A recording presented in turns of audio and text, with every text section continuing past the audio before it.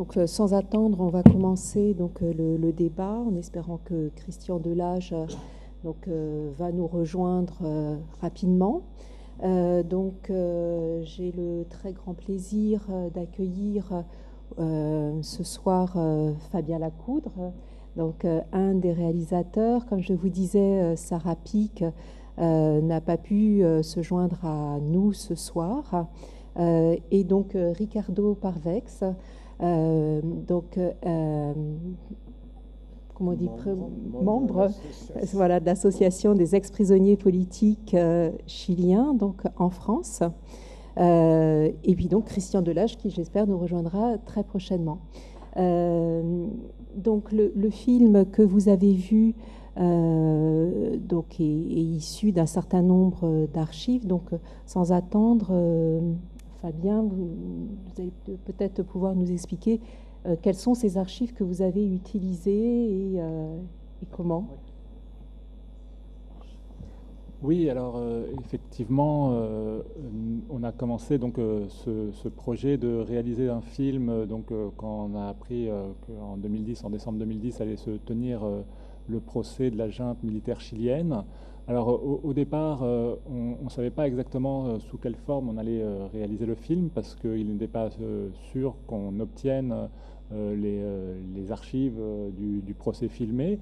Donc on a d'abord monté un projet donc, avec Sarah Pic, qui était aussi membre de France-Amérique latine, et Renata Molina aussi.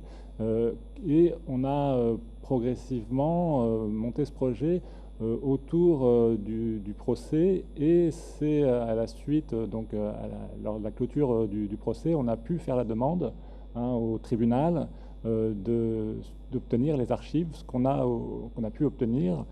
Et donc, on a pu obtenir une trentaine d'heures de rush sur laquelle on a travaillé. Et l'objectif était à la fois de garder le rythme du procès, de garder cette architecture, de conserver l'organisation de Georges Klein à Jean-Yves Claudet, vraiment l'architecture du procès. Donc ça a été un très long travail. On s'est aussi rendu au Chili en 2011, ce qui nous a permis de rencontrer les protagonistes, aussi de visiter les lieux de torture. Et avec ce matériel, donc on a mis en forme ce que vous avez vu ce soir. Alors l'objectif, c'était vraiment de médiatiser. C'est quand même un procès qui a obtenu d'être filmé, donc un procès pour l'histoire, de par la force aussi des témoignages. Il nous a semblé très important de le médiatiser, surtout qu'il n'y a pas eu, à notre avis, un intérêt suffisant pour ce procès de la part des médias traditionnels, de la part des télévisions. Donc, et c'est quand même, comme l'a rappelé l'une des avocates de la FIDH, un procès dans lequel le crime contre l'humanité aurait très bien pu être présent. Donc, on était face à quelque chose qu'il fallait garder une trace. Et alors évidemment, il y avait des archives très importantes, les archives nationales, mais il fallait aussi un outil pour le diffuser, à la fois le rendre médiatisable. Véritablement, c'était notre objectif. Je rajouterais peut-être un point justement pour caractériser donc, les archives que vous avez vues. Fabien a employé le terme de rush tout à l'heure. En fait, c'est quand il y a une décision d'enregistrer donc, des archives à l'occasion d'un procès,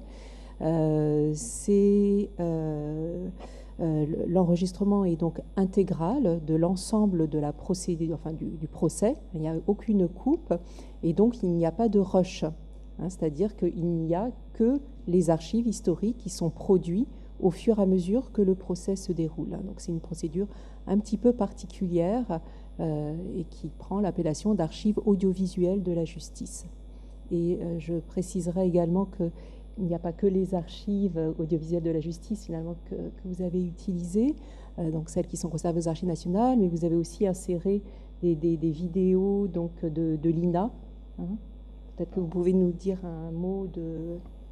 Alors effectivement, nous, on n'a pas filmé, c'est pas nous qui avons filmé au procès, hein, c'est un opérateur qui a un cahier des charges, qui doit respecter, notamment au niveau de chaque plan, donc tout ça est très précis. Hein.